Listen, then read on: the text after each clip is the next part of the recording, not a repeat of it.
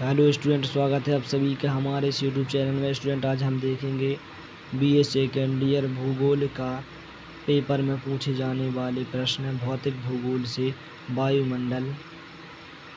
तो चलिए देखेंगे इसके ऑब्जेक्टिव प्रश्न। तो चलिए, हमारा पहला प्रश्न है, वायुमंडल में कौन सी गैस पराबैंगनी किरणों को सोख लेती है? तो इसका राइट आंसर हो जाएगा ओजोन। दूसरा प्रश्न है, वायुमंडल की गैसों में सबसे प्रधान गैस है तो कौन सी है? नाइट्रोजन। और तीसरा प्रश्न है, वायुमंडल की परत जो हमारे मौसम को सर्वाधिक प्रभावित करती है तो इसका राइट आंसर हो जाएगा परिवर्तन मंडल। प्रश्न क्रमांक 4 है, वायुमंडल की सबसे नीचे की परत कौन सी है? तो क्षोभ मंडल, यानी कि उसी को परिवर्तन मंडल ही बोला जाता है। प्रश्न क्रमांक 5 है, ओजोन गैस वायुमंडल के किस भाग में पाई जाती है? तो समताप मंडल में पाई जाती है। प्रश्न क्रमांक 6 है, वह कौन सी परत है जिसके कारण रेडियो तथा दूरदर्शन का संचारण संभव होता है? तो कौन सा है? आयन मंडल में।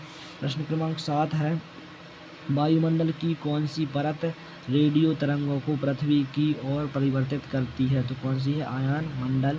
प्रश्न क्रमांक 8 है, वायुमंडल में ऑक्सीजन का प्रतिशत कितना है? तो 20.99। प्रश्न क्रमांक 9 है, कौन सा तत्व धरातल पर सूर्य ताप को प्रभावित नहीं करता? तो कौन सा क्षेत्र है? वह वनों का क्षेत्र है। प्रश्न क्रमांक 10 है, ऊंचाई के साथ तापमान के घटने का प्रमुख कारण है? तो वायुमंडल पृथ्वी के स्पर्श से ताप ग्रहण करता है। प्रश्न क्रमांक 11 है, तापमान सबसे अधिक होता है तो दोपहर 2 बजे होता है। प्रश्न क्रमांक 12 है, तापमान की विलोमता से आशय है तो ठंडी वायु परत पर गर्म वायु परत का मिलना। प्रश्न क्रमांक 13 है, वायुमंडल तापमान दर्शाया जाता है तो किससे दर्शाया जाता है? समताप रेखाओं द्वारा दर्शाया जाता है। यहाँ से हमारी दूसरी इकाई आ जाती है। तो इसका पहला प्रश्न, भूमध्य रेखीय प्रदेशों में होने वाली वर्षा है तो कौन सी वर्षा है? संवहनीय वर्षा का प्रकार है। कौन सा तत्व मौसम का तत्व नहीं है? तो समुद्र से ऊंचाई। कौन सा जलवायु का तत्व नहीं है? तो मेघों की ऊंचाई। प्रश्न क्रमांक 4 है, पृथ्वी से होने वाली ऊष्मा के विकिरण को खालिस्तान विकिरण कहते हैं तो कौन सा विकिरण? सौर विकिरण कहते हैं। प्रश्न क्रमांक 5 है, तापमान की सामान्य पतन दर प्रति 1000 मीटर होती है तो 6.5 डिग्री सेल्सियस होती है। प्रश्न क्रमांक 6 है, पृथ्वी उपसौरिका की दशा खालिस्तान की होती है तो किसकी होती है? 3 जनवरी होती है। किसकी होती है? 3 जनवरी होती है। प्रश्न क्रमांक 7 है, जलवायु का प्रभाव किस पर नहीं पड़ता? तो खनिज संपदा पर नहीं पड़ता। यहाँ से हमारी तीसरी यूनिट शुरू हो जाती है। तो इसका पहला प्रश्न है, चक्रवात के केंद्रों में पाया जाता है तो क्या पाया जाता है? निम्न वायुदा पाया जाता है। चीन सागर में आने वाले उष्णकटिबंधीय चक्रवात कहलाते हैं। कौन से कहलाते हैं? टाइफून कहलाते हैं। शीतोष्ण कटिबंधीय चक्रवात मुख्यतः चला करते हैं तो 35 डिग्री से 65 डिग्री अक्षांशों के बीच चला करते हैं। विश्व में हरिकेन नामक टाइफून, यानी कि विश्व में हरिकेन नामक तूफान चला करते हैं तो संयुक्त राज्य अमेरिका में। 5वां प्रश्न है, हंटिंगटन ने मानवीय क्षमता के विकास के लिए सर्वोत्तम तापमान किसे माना है? तो किसे माना है? 38 डिग्री से 70 डिग्री F तक। प्रश्न क्रमांक 6 है, ज्वार भाटा आने का मुख्य कारण है तो सूर्य व चंद्रमा की आकर्षण शक्ति।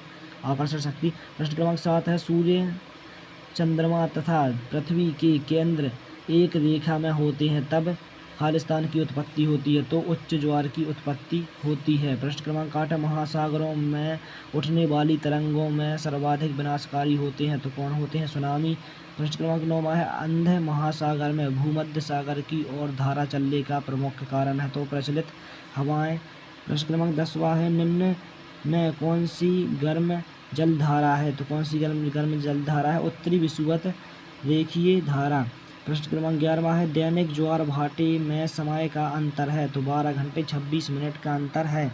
प्रश्न क्रमांक 12 है, किसी स्थान पर प्रतिदिन एक ज्वार के बाद दूसरा ज्वार आने के बीच अंतर होता है तो 26 मिनट का होता है। यदि केंद्रोपसारी शक्ति अपना काम बंद कर लेती है तो 24 घंटे में कितनी बार ज्वार आएगा? तो बिल्कुल नहीं आएगा। प्रश्न क्रमांक 14 है, व्यवहारिक जलवायु विज्ञान की विषय वस्तु नहीं है तो प्रादेशिकरण। यहाँ से हमारी चौथी यूनिट शुरू हो जाती है। कोपोन का BW किस प्रकार की जलवायु को प्रदर्शित करता है? तो मरुस्थलीय जलवायु को प्रदर्शित करता है। कोपोन ने उष्णकटिबंधीय प्रदेशों के लिए किस अंग्रेजी अक्षर का प्रयोग किया है? तो AM का प्रयोग किया है। कोपन के जलवायु विभाजन का मूल आधार है, तो क्या है? दोस्तों, अगर आपको किसी और सब्जेक्ट से रिलेटेड वीडियो चाहिए तो आप हमारे टेलीग्राम चैनल में ज्वाइन होकर बता सकते हैं। और प्रश्न क्रमांक 4 है, जलवायु के अंतर्गत भूपृष्ठ एवं वायुमंडल दोनों का अध्ययन किया जाता है। यह कथन निम्न में से किस भूगोलवेत्ता का है? तो किसका है? थॉर्नथ्वेड का है। दिन प्रतिदिन मौसम की दशाओं की विविधता का समन्वय ही जलवायु, या किसका कथन है? ट्रीवार्था का कथन है।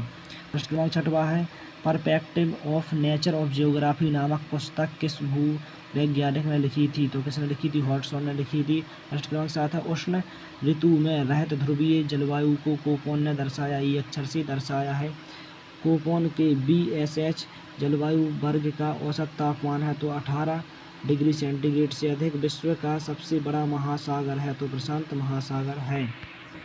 यहाँ से हमारी 5वीं इकाई शुरू हो जाती है। कौन सा कारक वायु प्रदूषण के लिए उत्तरदायी नहीं है? तो अम्लीय वर्षा, गल्फ स्ट्रीम का प्रवाह होता है, व्यापार और जलवायु दोनों पर। प्रश्न क्रमांक 3 है, भूमध्य रेखा पर सागर जल का औसत तापमान होता है 26 डिग्री से। प्रश्न क्रमांक हमारा 4 है, कौन सी गैस ओजोन परत के लिए घातक है? तो फ्रियोन। प्रश्न क्रमांक 5वां है, निम्न में से वायु प्रदूषण का प्राकृतिक कारण कौन सा है? तो ज्वालामुखी उद्गार। ओजोन परत में क्षय का कारण नहीं है, तो कीटनाशक रसायन। और प्रश्न क्रमांक 7 है, कर्क और मकर रेखाओं के समीप समुद्र सतह का तापमान है 24 डिग्री से। हरित गृह प्रवाह का दुष्प्रभाव नहीं है, तो खाद्यान्न उत्पादन वृद्धि में। स्टूडेंट, वीडियो अच्छी लगी तो वीडियो को लाइक और चैनल को सब्सक्राइब जरूर